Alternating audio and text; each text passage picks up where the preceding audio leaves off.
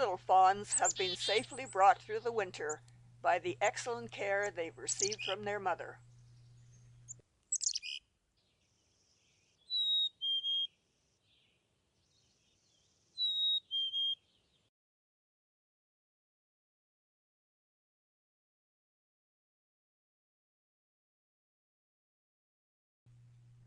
This little fawn was not as lucky. He has lost his mother, but has been allowed to tag along with the other does and fawns.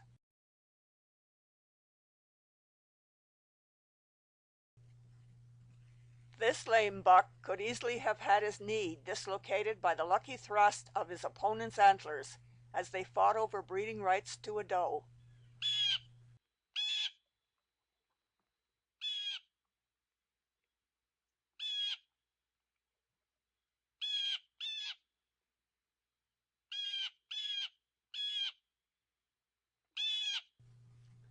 When a dominant buck arrives and demonstrates his superiority by rubbing his preorbital gland on an overhanging branch, the lame buck wisely moves on.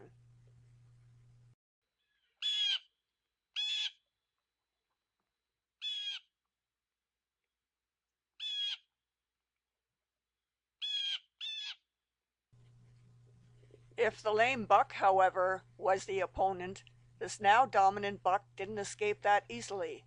His shoulders are heavily scarred. Here's our little motherless fawn again. Pretty soon the does will be rejecting their buck fawns from their birthing territories, and he, like many others, might form his own bachelor band.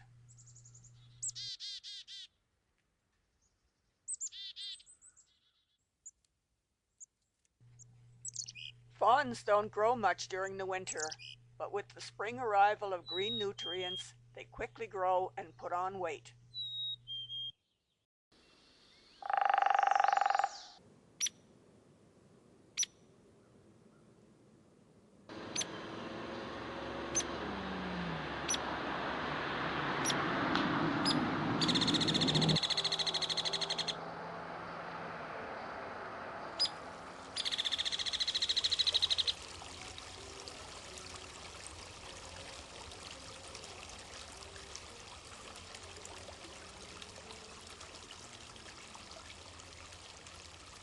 It's early spring, and the deer have disbanded into family groups. One lovely evening, they seem to appear magically from nowhere and set about browsing on last year's spilt corn and small tender green plants that have survived the winter.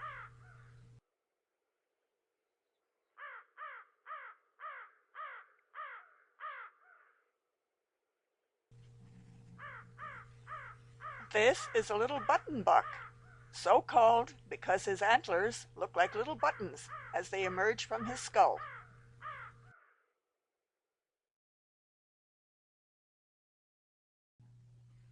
One of the wise matriarchs has picked up my scent, and even though she knows perfectly well who I am, nevertheless would like to see where I'm located.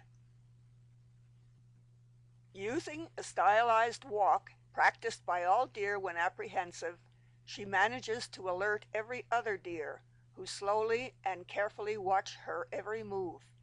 At this point, standing next to a tree, I must freeze. Any movement on my part will be immediately seen, and in a heartbeat the deer will vanish.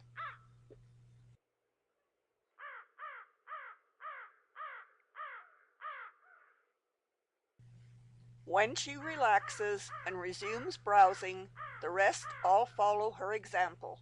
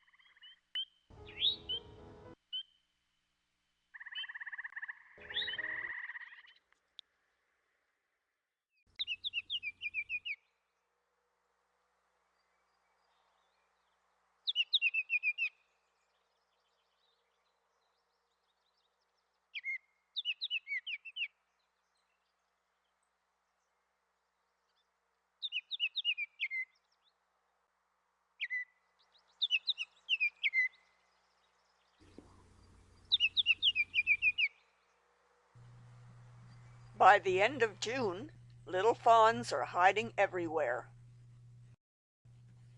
This little one is suddenly startled by my appearance, but his mother patiently waits for him, and all is well. After a gestation period of approximately 200 days, does give birth, usually to twin fawns weighing 4 to 8 pounds each. Within an hour, they are on their feet and suckling the doe's rich milk.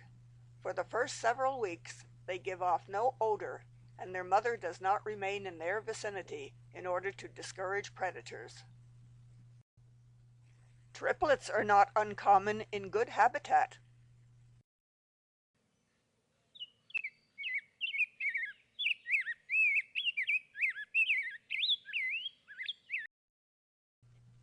One afternoon, while filming flowers in the orchard, I apparently woke this coyote who had been napping there.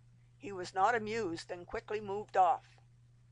This is what happens when a doe catches sight of one near her birthing area and relentlessly pursues it. I had seen this three-legged coyote previously and felt a little sorry for it.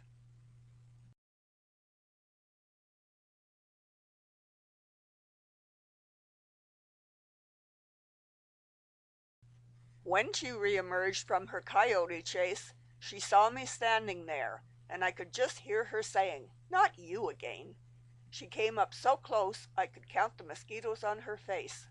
She obviously had fawns nearby which she wanted to check up on, and I was blocking her way. When I finally figured it out, I quickly moved on.